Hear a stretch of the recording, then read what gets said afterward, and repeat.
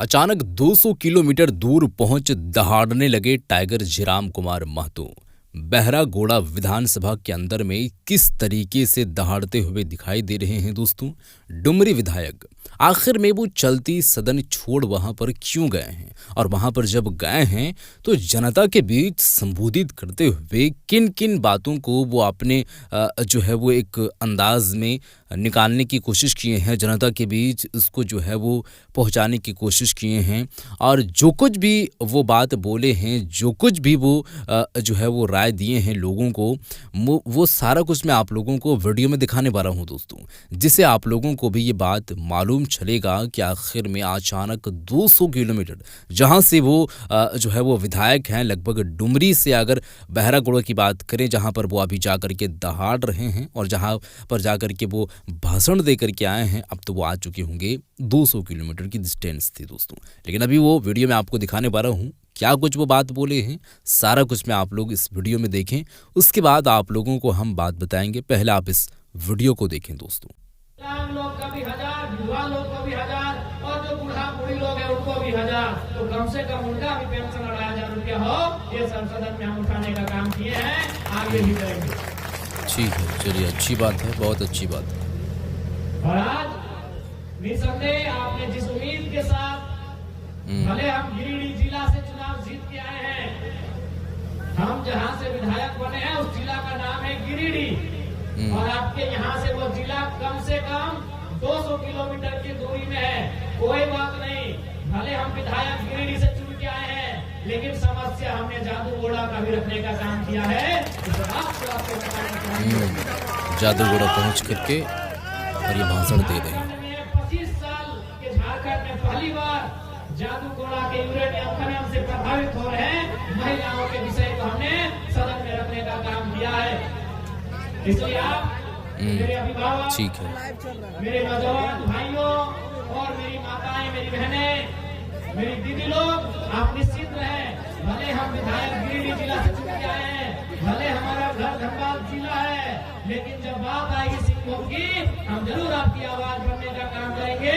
इस बात में कोई कटौती नहीं होगी, इस बात को आज हम आपको कह के जाते हैं। आज देखिएगा विधानसभा में जैसे ही हमारे बोलने का टाइम आता है, देखिएगा माननीय अध्यक्ष महोदय फलाना यही बोलते हैं कि जरा मैं समय को देखिएगा, सबको मालूम है कि भाई इनको मौका मिलेगा तो झारखंड में उथल पुथल हो जाएगा। फिर भी हमको जो कम समय अलॉट किया जाता है, क्योंकि हम अपने पार्टी के इकलौते विधायक, एक ही को विधायक है, तो उस हिसाब से सबसे कम समय हमको मिलता है, उसी कम समय में हम लोग उस हिसाब से टाइम को आवंटित किया है। और निसंदेह आज हम लोग एक से शुरुआत किए हैं, वो दिन दूर नहीं होगा जब हम लोग भी सत्ता के केंद्र में होंगे, और उस दिन आपकी शिकायतों के लिए आपको हम लगाने की आवश्यकता नहीं होगी। लेकिन इसका मतलब ये नहीं है कि अगर हम एक हैं तो आपके काम से पीछे हटेंगे। हम एक हैं तो कोई दिक्कत नहीं, 80 पे अभी भारी पड़ रहे हैं, आपकी आवाज को बुलंद करेंगे, आपको बैठ करेंगे। यही नहीं, हमने जितने हमारे पुलिस भाई लोग हैं, जितने भी जवान हैं, आज इनको झारखंड में वर्दी भत्ता 4-4.5 हजार रुपया मिलता है, इनको उचित भोजन भत्ता भी नहीं मिलता है। हमने झारखंड के विधानसभा में दूसरे ही दिन कहा है कि पुलिस कर्मी जितने भी हमारे पुलिस हैं, उनको कम से कम बिहार के तर्ज पे 10,000 से ज्यादा वर्दी भत्ता देने का काम कीजिए।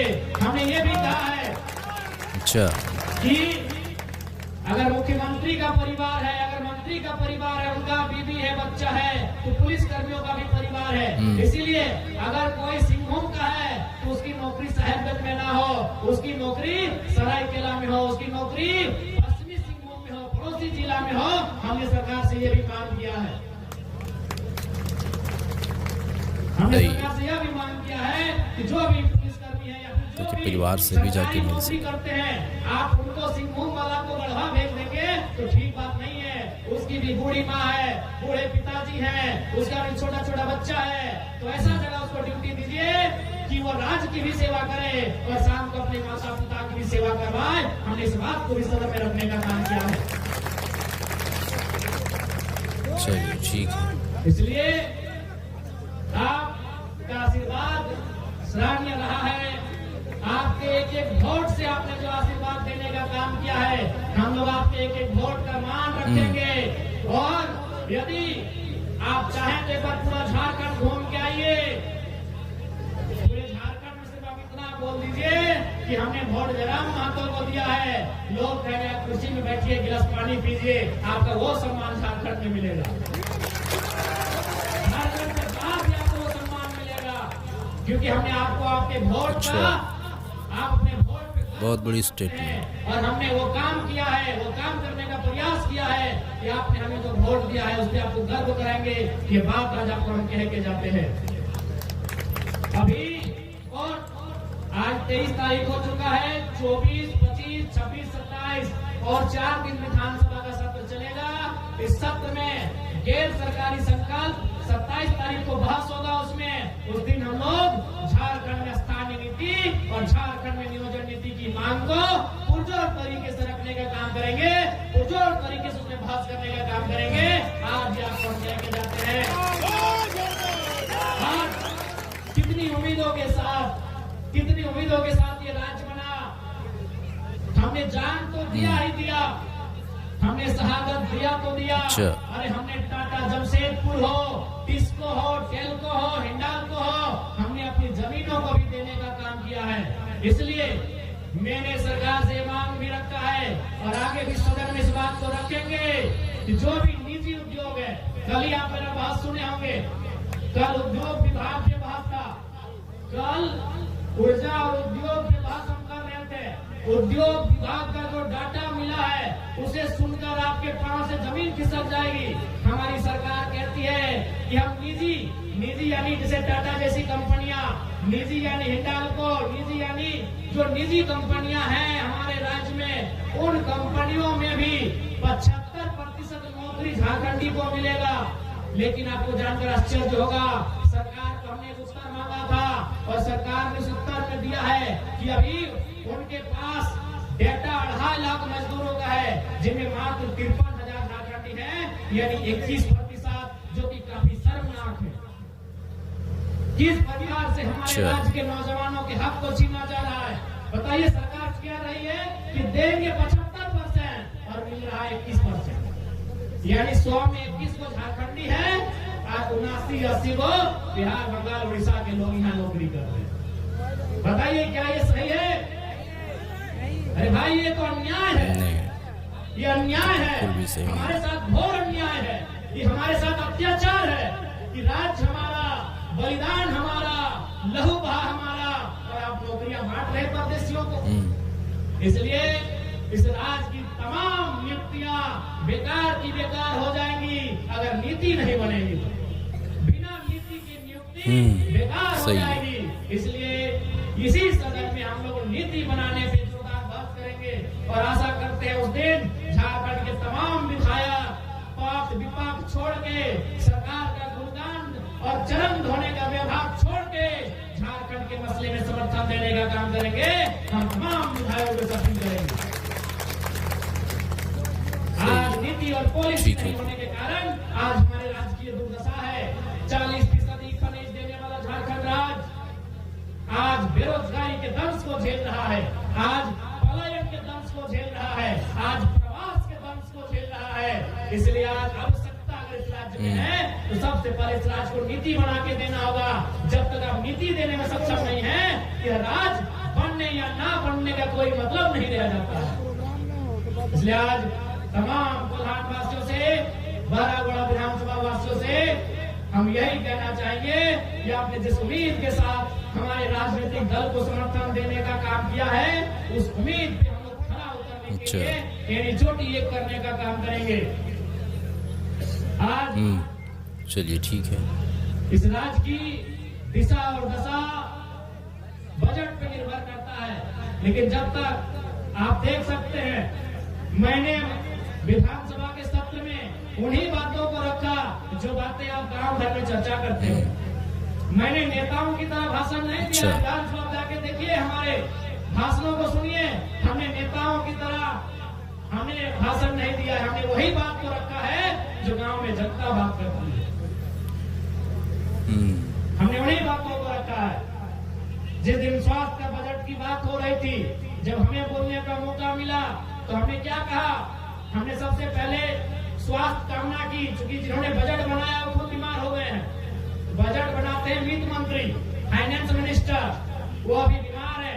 मंच के माध्यम से भी हम उनके स्वस्थ होने की कामना करते हैं। लेकिन हमने एक बात कहा कि बताइए, जब नेता मंत्री विधायक बीमार हो जाते हैं, वो सरकारी नहीं प्राइवेट हॉस्पिटल में अपना इलाज करते हैं। यही नहीं, दिल्ली, हैदराबाद, चेन्नई चले जाते हैं और जनता को जमीन बेचना पड़ता है। तो ये विधायक की बोली नहीं है, ये गांव के गरीब नौजवान की बोली है, जिसको हमें सदन में पहुंचाया है। सही बात है, ऐसा तो मुखर्ता के साथ कोई बोलता नहीं है, ये तो बात है। प्राइवेट में इलाज करता है, अगर विधायक होता तो बात को बोलता ही नहीं है कि उसको भी मालूम है हम बीमार होंगे तो हम भी प्राइवेट में इलाज कराएंगे। ये विधायक की बोली नहीं थी माताओं बहनों, ये गांव की बोली थी। बस हमने उस बात को वहां पहुंचाया।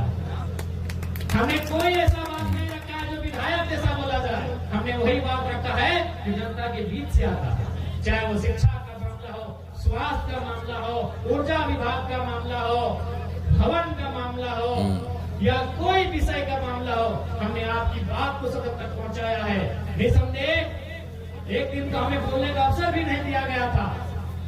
हमने खड़ा होकर कहा, अध्यक्ष महोदय, यदि आप नहीं चाहते कि हम नहीं बोले तो नहीं बोलेंगे, लेकिन आप ऐसा मेरा समय नहीं काट सकते हैं, क्योंकि ये प्रोटोकॉल है। हम एक लौटे विधायक है अपनी पार्टी के, हमको आप 30 सेकंड का है ना मौका दीजिए, लेकिन डेली देना होगा, यही प्रोटोकॉल है। तो अध्यक्ष महोदय बोले कि नहीं जरा बाबू आपका चिट्ठी नहीं मिला, तो बोले हम सर 2 बार चिट्ठी भेजे। इसलिए आज आपको भी मालूम हो चुका है कि आम व्यक्ति की बात करने के लिए आपको कितना संघर्ष करना पड़ता है। आप देखिएगा सदन को आप सुने होंगे, सही बात है। अरे आधा घंटा वे लोग तो कोई हेमंत सोरेन की बड़ाई में और कल्पना सोरेन की बड़ाई में आधा घंटा खत्म कर देते हैं। अच्छा, तो वीडियो आप लोग देख चुके हैं दोस्तों। अब ये वीडियो सबसे पहले तो आसपास की तो नहीं है। हम जानते हैं कि आप ऐसा सोचती होंगी कि विधानसभा चल रहा है, बजट सत्र झारखंड के अंदर में, और वहीं कहीं रांची के अंतर्गत जो है वो कोई इलाके का होगा। लेकिन ये यहाँ से लगभग जहाँ से ये ताल्लुक़ रखते हैं विधायक की, जो जहाँ से चुन करके आए हैं, वहाँ से लगभग 200 किलोमीटर दूर जो है वो जादूगोड़ा का ये वीडियो है। और वहाँ पर पहुँच करके जनता के बीच संबोधित करते हुए जो कुछ भी बातें रखे हैं सदन में, अभी जो कार्यक्रम चल रही है उसमें कुछ बात ये बोले हैं। उसके बाद काफ़ी सारे बात इन्होंने बोले हैं, जो बात आप लोग तो सुन ही लिए हैं। वीडियो अगर यहाँ तक आप लोग देखे होंगे दोस्तों, अब अगर यहाँ तक वीडियो आप देखे हैं तो जो विचार धारा के साथ ये चलने की कार्य कर रहे हैं, लोगों को भी ऐसा आश्वासन दे रहे हैं, और इनका सीधे तौर पर स्टेटमेंट है कि देखिए हम विधायक हैं, लेकिन विधायकी बोली हमारी नहीं है और ना ही कोई बहुत बड़ा नेता वाली बोली है।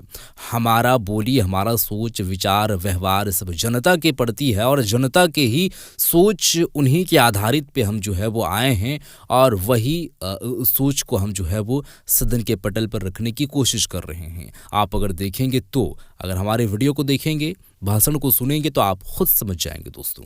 तो वहाँ पर जाने के बाद जो कुछ भी बातें बोले हैं, आप लोग वीडियो देखें, इस वीडियो को शेयर कर दें। आपका इस पर जो भी राय है ज़रूर बताएं। मिलते हैं एक और नई वीडियो के साथ, तब तक के लिए खुदा हाफिज़।